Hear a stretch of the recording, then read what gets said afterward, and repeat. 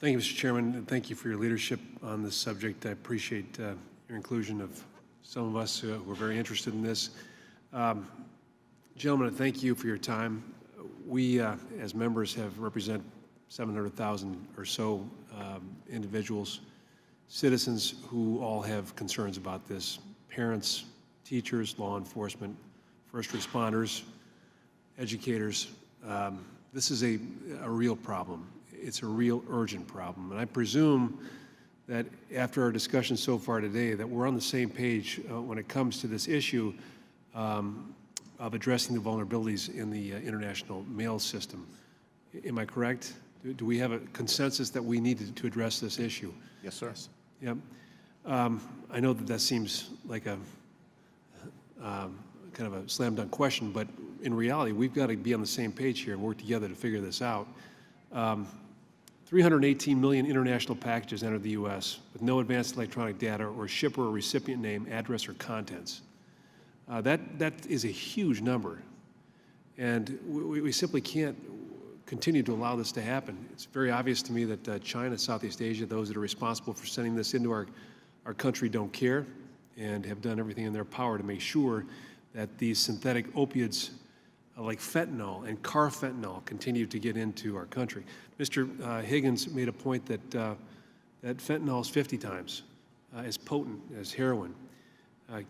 Just to add on to that, carfentanil is 100 times as potent as fentanyl, and 5,000 times as potent as a unit of heroin. 5,000 times. In fact, it takes 2 milligrams of carfentanil to be lethal.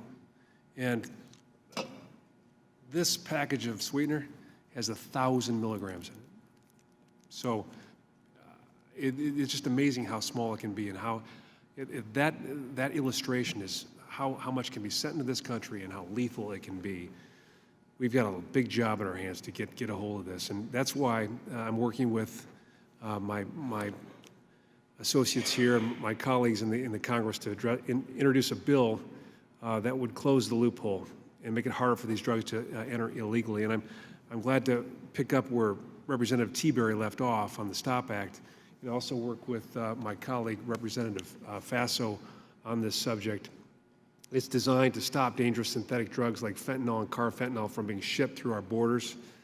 Specifically, the bill would require shipments from foreign countries through our postal system to provide electronic advance data, such as who and where it's coming from, who it's going to, where it's going, and what's in it, before the United States will accept it. This will enable our respective agencies to better target potential illegal packages and keep these dangerous drugs from ending up in the hands of drug traffickers who want to harm our local communities and our children. I'm wondering if you can provide me some information on this. There is a provision here that is outside of our control, and that is that effectively screening international mail is difficult, especially when their ability to obtain advanced electronic manifest information is dependent on whether or not there is a postal agreement with a foreign postal service. How do you reconcile that? How do we put a solution in place and be able to work with China and other countries to ensure that this solution works? I think as it relates to the AED, right?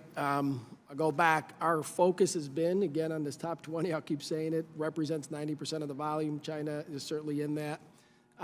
We've been working on signing these bilateral agreements. We've got 5 of them. AED is absolutely mandated that you have to have it. We've mandated it now with the Express. We've got the untracked packages out of China specifically, which represent a significant volume of that, the packets that we're talking about that are coming in without that AED. And so the focus really is to, and they've been, I'll say, collaborating to get us to that point. We will have a substantial amount of AED of most of the China mail by the time we get to the end of this year. That's our focus with them. And so I think what we've got to do is kind of stay the course around doing that, stay very focused on where we see the volumes and the countries that we're focused with, and it will net us what we're looking for over time here. Okay, big subject. Thank you all for your focus on this issue. Appreciate it.